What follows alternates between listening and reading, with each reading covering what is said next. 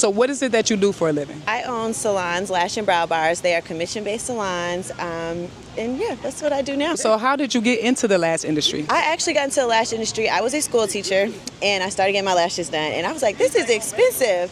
And so I was always truly interested in it because when I graduated high school, I wanted to go to esthetician school, but my mom was like, no, you gotta go to college. So I'm having this career, and I'm realizing I'm paying this girl $300 a week, and I was like, do you train people to do this? So I've been in the industry doing that since about 2017.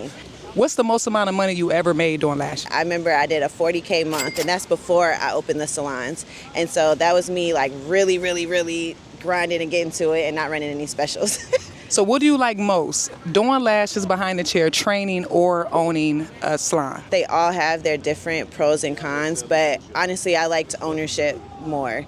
I really enjoyed training, so it's kind of like a 50-50 for me, but definitely getting from behind the chair and doing salon ownership because I feel like I was able to impact more women, and I still was able to incorporate training in the ownership part of it. So what strategies do you use to get your clientele? Mouth-to-mouth customer service. I just stand by that like so strongly because the fact of the matter is if you do not have good customer service, those people are not going to return to you. So client retention has always just been like my number one thing. So outside of everything else, when it comes to marketing, that mouth-to-mouth, like people really going around talking about your business and sharing it with others just always brings people through the door. Do you believe there's a such thing as a slow season in the beauty industry? I think that each person is going to experience a slow season, so I do believe in slow seasons, but I think they come based off of the person in the chair, like what's going on, because that's just going to be your pivotal season, if that makes sense, because that's just the season where you're not doing as much, where you're not creating as much content, where maybe, you just in that slow season. So everyone does have a slow season, but I don't believe overall in the beauty industry,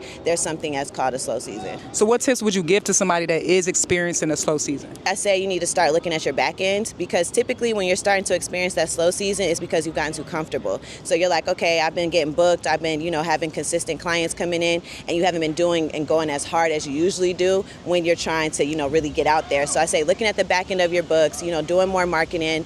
I never say to actually run specials, but I say to always make sure that you kind of send out those email marketing to try to get those people who haven't returned to you back in the door, because there's a reason why they didn't do it, whether it's because they're low on money or whether it's because, just something shifted in their life, and it's you're like, hey, I want to offer you, $25 off to come back in, or, this percentage off. So I definitely say it's just, start to look at yourself and analyze and really get back into that grind mode, like really get back in, getting it out the mud.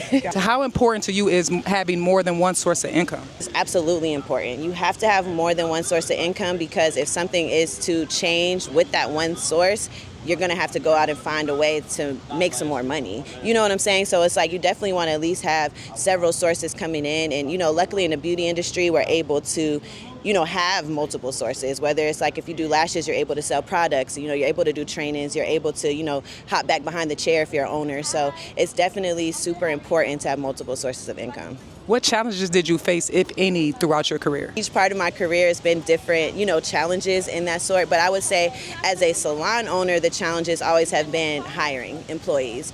Honestly, because I just think we're living in a season where everyone is getting a little bit confused between being an entrepreneur and being an influencer. So a lot of people are like, hey, I'm an entrepreneur, I started this LLC, when really they haven't built anything from the ground up. Being an entrepreneur is actually building something and sustaining something versus just like, hey, I got paid to do this brand deal. So a lot of people are looking, just as being an entrepreneur in a different light. So therefore it makes them not want to work because they feel like they're the boss. And so I just found that to be really challenging because having a job, you get to take those transferable skills, to that next level. So you're able to be a boss for yourself at some point, but you have to work for somebody else in order to gain that experience. So I think that we're really missing that in our industry right now. So what are some of the keys to your success? Some of the keys to my success is honestly being humble, just quite honest, just sticking with God and just really believing in myself, because when you believe in yourself and you really like put in that work, that does just create like a domino effect of success. Also, like I said, customer service, I just stand by that strongly because I've never said I was the best at what I did, but I always was super consistent and I always treated people with kindness and how I would want to be treated, and that kept people returning. And honestly, just being authentic. truly, like, people love me. So it's just like when you're authentic, people just kind of gravitate towards that. So that's really key to success. What piece of advice would you give to somebody that wants to get into the lash industry, whether it be behind the chair, training, or ownership? Being consistent. Lashes are super hard. So regardless of what anybody says, it's like it's not something that you could just kind of hop into. So when it comes to doing lashes, I say truly, like, you have to practice those 3 months. If you want to get from behind the chair and you want to be a salon owner, I say understanding the industry and the times that's going on now. And when it comes to training, everyone's not meant to be a teacher. I'm just going to say that outright, because just because you're good at doing a certain skill does not mean that you have the personality to teach somebody. So I think, like, understanding your strengths and your weaknesses when it comes to that, because a lot of people look at trainings as, I just want to get out there and make a bunch of money, but they don't really have that true, means to want to teach somebody and help them succeed. So definitely so. How important is appearance? Sometimes the beauty professionals, they show up with bonnets and they don't look professional. Is that important to you? Yeah. No, absolutely. I say treat your business, whether you're just starting out, whether you're in your house, whether you're in a salon suite, or whether you own an actual storefront, you have to treat your appearance as if you are going to just tackle the day. So I always say have a uniform, whether that's going to be your all black, whether that's a hat with your logo on it. The way that you show up is the way that you're going to be perceived. So honestly, it's like dress the way you want to be addressed. So people literally will not return if, you have a smell to you, if you come in looking ratchet, so like I said, me being authentic and customer service, that's a part of that.